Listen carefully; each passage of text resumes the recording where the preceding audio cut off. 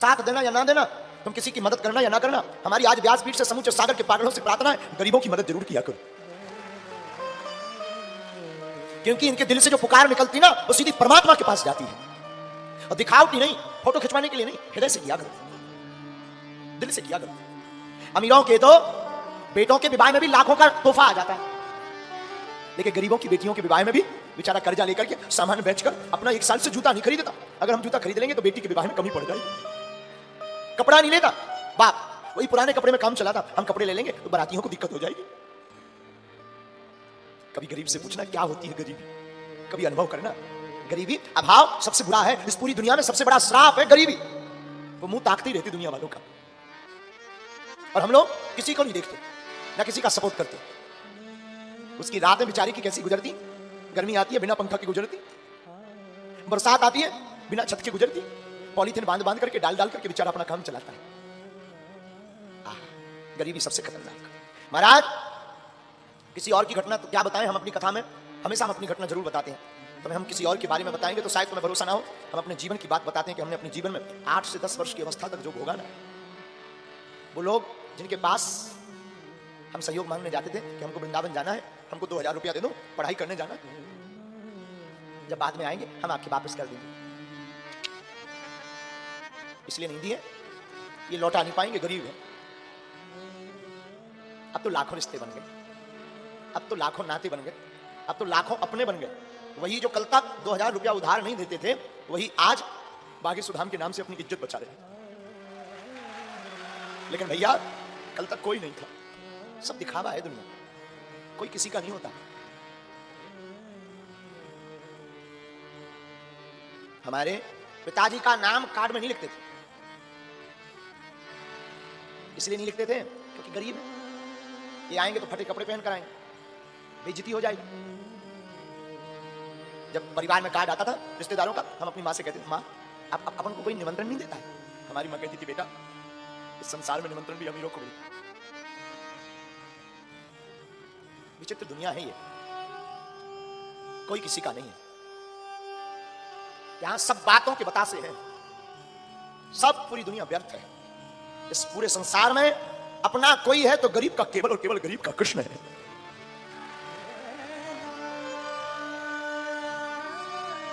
ठीक है, जीवन व्यतीत हो गया, लेकिन भूलना नहीं चाहिए।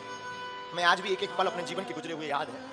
महाराज आज जरूर हम कथा सुना रहे हैं, खूब बढ़िया, ठाकुर जी की कृपा है, बालाजी की दया है, भोजन कर रहे हैं, लेकिन हमने जो अपने जीवन में भोगा, इसलिए हमने प्रण लिया कि जो भूख हमने सही, अब किसी को ना सहना पड़े, इसलिए 3 साल से बागी सुधाम पर अन्नपूर्णा चालू की।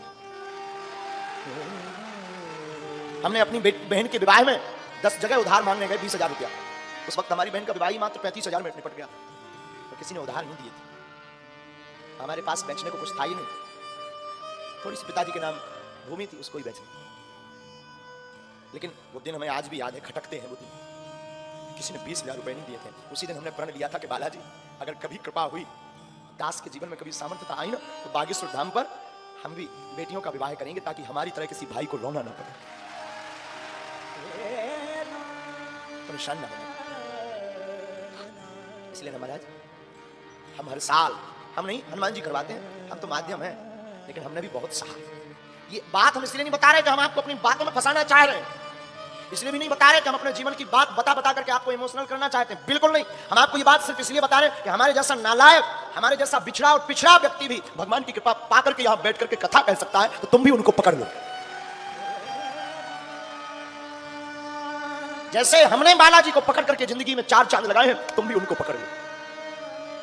जिनसे हमने कृपा पाई है, तुम भी उनके हो जाओ, तुम भी उनको पकड़ लो।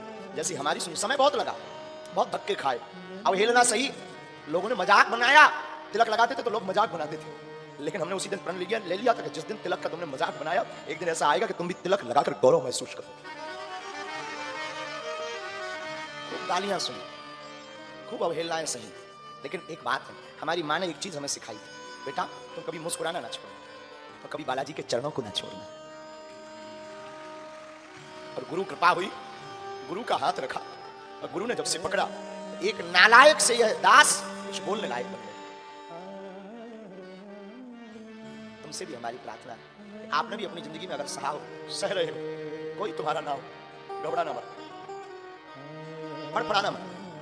संसार से अपेक्षा भी मत रखना, बस आज से ही तुम उनके चरणों को पकड़ लेना। हम भरोसे के साथ कह सकते हैं कि तुम्हारी जिंदगी के दिन भी बदले, तुम्हारे जीवन में भी बदलाव है। सुदामा जी ने बहुत सहा। एक दिन एक महात्मा ने सुदामा की पत्नी को कहा कि तुम्हें पता है? बोले क्या? तुम्हारे पति के मित्र द्वारकाधीश है। सुशीला ने अपने पति से कहा सुदामा से, भगवान हमने सुना आपके मित्र द्वारकाधीश है। सुदामा जी बोले हैं तो? बोले वो तो बड़े ब्राह्मणों के भक्त हैं, आपको जाना चाहिए। सुदामा जी कहते हैं मित्र के घर, गुरु के घर, भगवान के घर, राजा के घर खाली हाथ नहीं जाना चाहिए। अब जाने भी तो हमारे पास कुछ है भी तो नहीं। सुशीला कहती है आप चिंता मत करो। सुशीला पड़ोस में जाती है, 3 मुट्ठी तंदुल चावल मांग कर लाती है। अब बांधने के लिए कपड़ा भी नहीं, अपनी साड़ी का पल्लू फाड़ करके बांध के दे दी। सुदामा जी जाने लगते हैं तो सुशीला कहती भगवान नाथ आप जा रहे हो, मेरा एक संदेशा दे देना। बोलो। 1 मास 2 पाख में 2 एकादशी हो। भगवान से कहना कि 1 महीने में 2 पक्ष होते हैं और 2 पक्ष में 2 एकादशी होती है। 1 मास 2 पाख में 2 एकादशी हो। सो प्रभु दीन दयाल ने नित्य प्रतिदिन ही मोर। कहना आपने हमें रोज एकादशी दे दी। सुदामा जी पोटली बगल में दबाते हैं, लाठी लेते हैं, निकल पड़ते द्वारका के। मैं दर दर भटक रहा हूं तेरी दोस्ती के पीछे। मैं दर दर भटक रहा हूं तेरी दोस्ती के पीछे।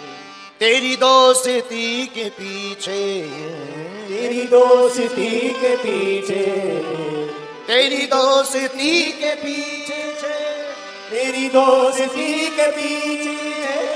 मैं दर दर भटक रहा हूँ तेरी दोस्ती के पीछे। मैं दर दर भटक रहा तेरी दोस्ती के पीछे। भगवान से मिलने गए, रास्ते में सो गए। भगवान ने द्वारका में जगा के बुलाया। सुदामा द्वारकापुरी में जाते हैं तो पूछते हैं भगवान का घर। पता बताया लोगों ने। सुदामा जी महल के पास पहुंचे तो द्वारपालों ने रोक दिया। कहां जा रहे हो? द्वारकाधीश से मिलना है, हमें कन्हैया से मिलना है। कौन हो आप? हम उनके मित्र हैं। द्वारपाल कहते हैं हम पूछ के आते हैं। द्वारपाल अंदर जाते हैं, भगवान श्रृंगार कर रहे होते हैं। कोई गोपी रानी भगवान का बाल बना रही, कोई भगवान को वस्त्र पहना रही, कोई भगवान को बाजूबंद पहना रही। इतने में द्वारपाल आया, महाराज की जय हो। भगवान ने कहा क्या बात है? महाराज कोई आपसे मिलने आया है और आपका मित्र बता रहा है। तो भगवान ने पूछा उसकी हुलिया या उसका नाम क्या है? तो द्वारपाल कहता शीसे पगाना जगतन में प्रभु जाने को आई बसे गई ग्रामा। शीसे पगाना जगतन में प्रभु जाने को आई बसे गई ग्रामा। धोती फटी सी लटी 2 प्रीति अरु पाए उपान की नहीं सामा। धोती फटी सी लटी 2 प्रीति और पाए उपान की नहीं सामा। द्वारे खड़ो दूज दुर्बल एक, द्वारे खड़ो दूजी दुर्बल एक, रहो चकी सो बसुधा अभिरामा। पूछते दीन दयाल को धाम बतावत आपनो नाम सुदामा।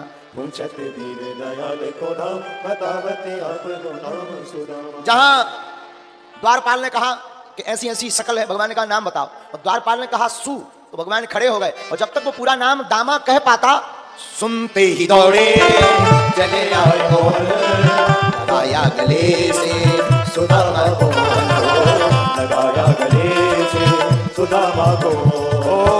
सुनते ही दौड़े चले आए मोहन, लगाया गले से सुदामा को मोहन। सुनते ही दौड़े चले आए मोहन, लगाया गले से सुदामा को मोहन।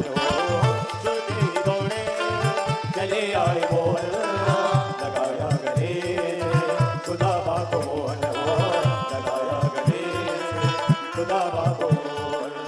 हुआ रुक्मणी को बहुत ही अचंबा, हुआ रुक्मणी को बहुत ही अचंबा। ये मेहमान कैसा अजीब आ गया है, मेहमान कैसा अजीब आ गया है। अरे द्वारपालो कन्हैया से कह दो, अरे द्वारपालो कन्हैया से कह दो, इधर पे सुदामा गरीब आ गया है, इधर पे सुदामा गरीब आ गया। दोनों हाथ धर।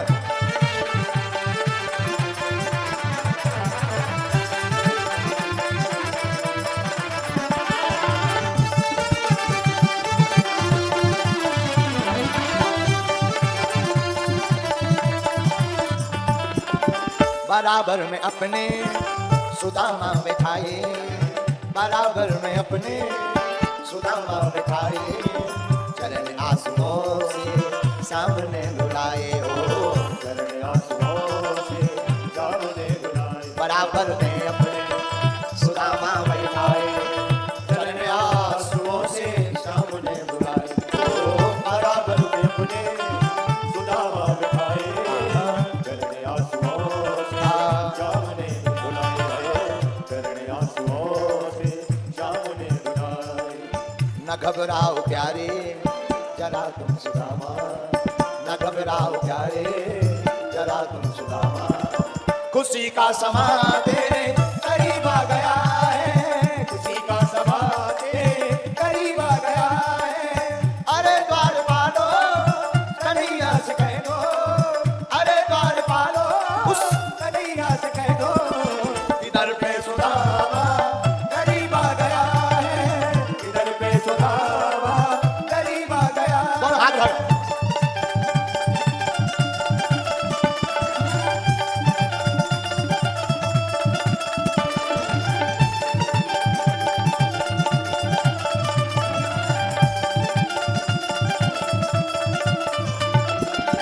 अरे द्वार पालो कन्हैया से कह दो, अरे द्वार पालो कन्हैया से कह दो, इधर पे सुदामा करीब आ गया है, इधर पे सुदामा करीब आ गया। हाँ भटकते भटकते न जाने कहाँ से भटकते तुम्हारे महल के अरे द्वार पालो, किधर पे सुदामा।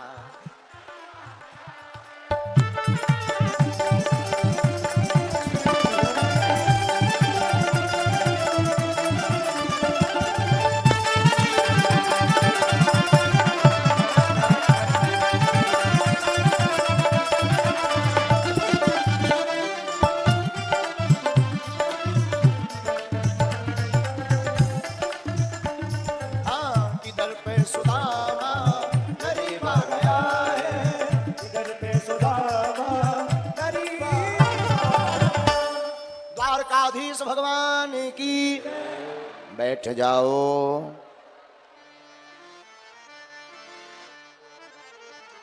ऐसो बेहाल बेबायन सौ पग कंटक जाल लगे पूनी जोए, ऐसे भी हाल बेमायने सोपक कंटक जाने लगे पूनी जोए। हाय महादुख पायो सखा तुम,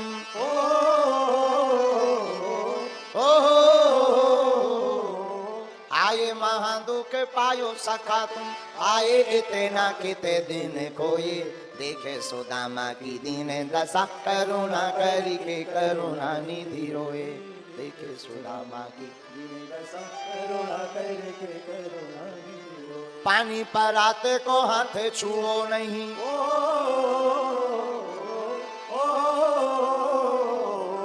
पानी पर आते को हाथ छुओ नहीं, नैनन के जल सौ पग धोए, देखे सुदामा की दीन दशा करुणा करी के करुणा निधि, देखे सुदामा की दीन दशा करुणा करी के करुणा निधि। भगवान रोए, सुदामा के चरणों को अपने आंसुओं से धोया। एक भाव है, भगवान जितना दयालु इस दुनिया में कोई नहीं है, बड़े दयालु हैं। कृपा की ना होती जो आदत तुम्हारी तो सुनी ही रहती, भरी उनकी आंखों में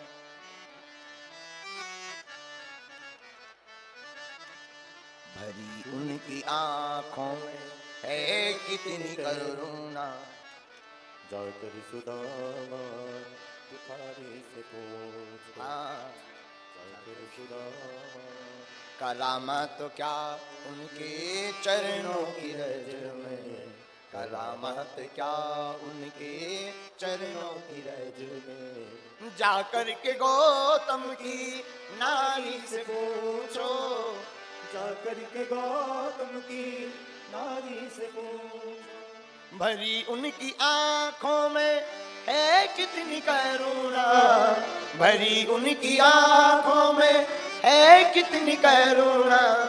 जाकर सुदामा भिखारी से पूछो, जाकर सुदामा दुखारी से पूछो, जाकर सुदामा दुखारी से पूछो। भगवान में बहुत करुणा है।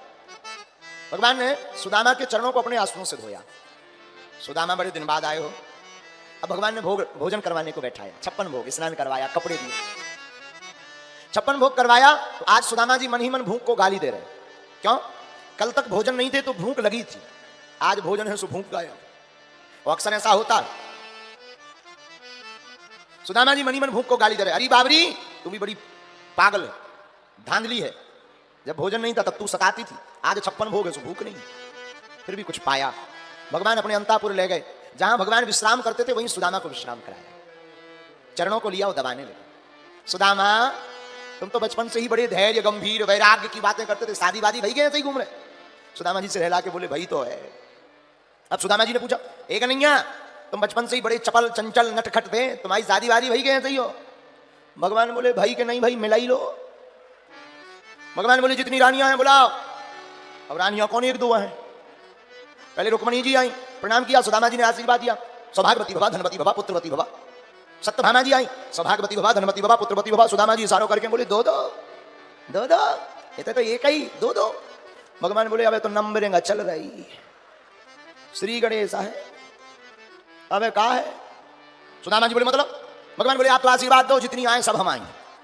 सुदामा जी बोले क्या कह रहे? भगवान बोले आप हका लेने देव आशीर्वाद। सुदामा जी ने सोची कितनी होगी, 8-10 राजा हैं, राजाओं की तो 8-10 होती हैं। अच्छा, सौभाग्यवती भवा, धनवती भवा, पुत्रवती भवा, सौभाग्यवती भवा, धनवती भवा, पुत्रवती भवा, सौभाग्यवती भवा, धनवती भवा, पुत्रवती भवा, 40-50 का आशीर्वाद। सुदामा जी बोले भैया जी बता है कितनी? भगवान बोले गिनती से क्या लेना देना, आप तो आशीर्वाद दो।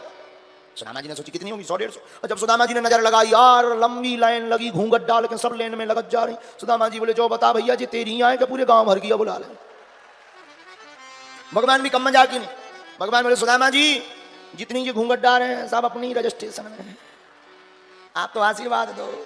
सुदामा जी ने सोचा कितनी होगी, 150-200।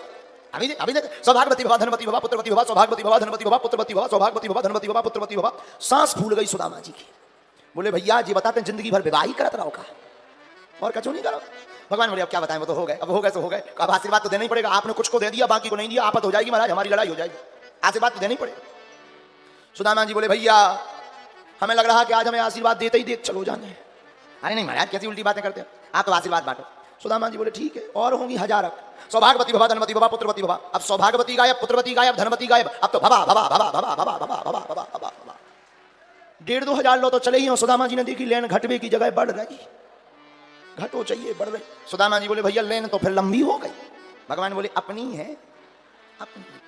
सुदामा जी बोले जय हो महाराज।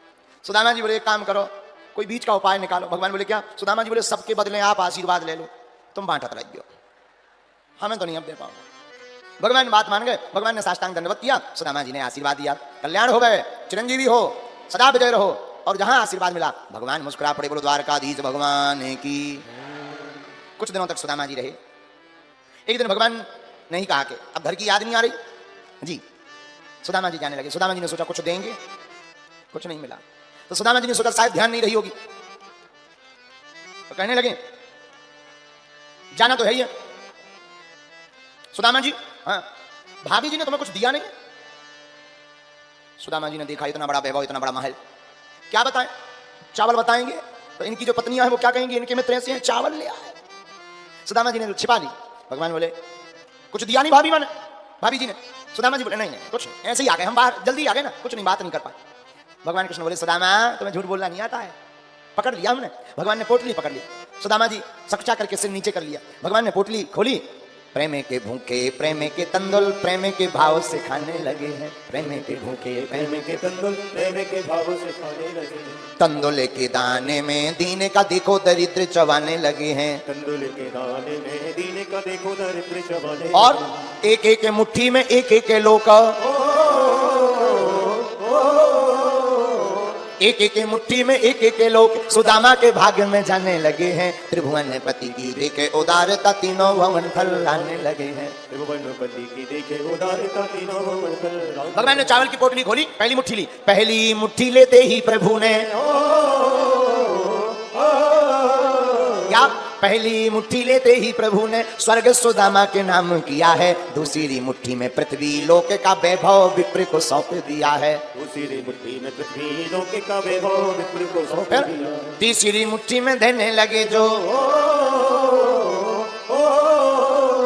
हाँ तीसरी मुट्ठी में देने लगे जो बैकुंठ तो लक्ष्मी ने रोके दिया है। अपना निवास भी दान में दे रहा, कैसा दानी ये मेरा पिया है। अपना निवास भी दान में दे रहा, कैसा दानी ये मेरा पिया है। अपना निवास भी दान में दे रहा, कैसा दानी ये मेरा पिया है। जहाँ तीसरी मुट्ठी भगवान ने ली और खाने लगे, तुरंत जो है मैया रुक्मणी ने हाथ को पकड़ लिया, हमारा अपना निवास भी तुम दान में दे रहे। अगर कल के दिन सुदामा जी ने कह दिया ये उठा बोलिया बिस्तर चलो, कहाँ जाओ, कम से कम अपना होम टाउन तो बढ़िया सुरक्षित रहना चाहिए, उसे तो व्यवस्थित करो, उसे तो मत दो। भगवान ने कहा बात तो सही है। भगवान ने बात मान ली, 2 मुट्ठी चावल खाकर स्वर्ग लोक का वैभव और पृथ्वी लोक का वैभव विप्र सुदामा के हाथ में दे दिया है। ये भगवान की उदारता, उदार चरित्र ना। हमारे ठाकुर जी का चरित्र उदार है। उदारता क्या है? मांगने वाले को भगवान उतना ही देते हैं जितना वो मांगता है, ना मांगने वाले को भगवान उतना देते हैं जितना वो सोच नहीं पाता है। ये हमारे प्रभु का स्वभाव है। हम लोग मांगते कितना, जितनी हमारी हैसियत। भगवान से मांगते कितना है, जितना हमारी हैसियत, और भगवान देंगे कितना, जितनी उनकी हैसियत। नहीं मांगेंगे तो वो अपने हिसाब से देंगे, और मांगेंगे तो वो हमारे हिसाब से देंगे, और नहीं मांगेंगे तो भगवान अपनी हैसियत से देंगे। एक संत हमको सुना करके कहते थे, इतना दिया सरकार ने मुझको जितनी मेरी औकात नहीं, इतना दिया सरकार जितनी मेरी औकात नहीं। ये तो कलम है उनका वरना मुझ में ऐसी कोई बात नहीं, इतना दिया सरकार। परमात्मा उदार चरित्र नाम। भगवान उदार है। उदार का मतलब, क्षमा करना आप लोग विद्वान लोग हो, हम तो बहुत ही गांव के अनपढ़ गवार हैं, लेकिन हम तुमसे प्रार्थना करेंगे, मांगना ही है तो दुनिया वालों से क्या मांगना, ये खुद भिखमंगी है, ये खुद दूसरों से मांगती है। मांगना ही है तो दाता परमात्मा से मांगना। क्यों? दुनिया वाले खुद भीख मांगते, अमीर हो चाहे गरीब हो, अंतर इतना है, गरीब मंदिर के बाहर भीख मांगता है, अमीर मंदिर के भीतर भीख मांगता है, मांगते दोनों हैं। गरीब मर्यादा तोड़कर, अमीर मर्यादा के अंदर, रोते दोनों हैं। हम तो बहुत अनुभव के आदमी हैं। हमने बताया ना कि एक बार हम मुंबई गए तो वहां जिसने आयोजन करवाया, उन्होंने कहा गुरुजी कुछ हमारे गेस्ट हैं, वीआईपी है, मिलना है।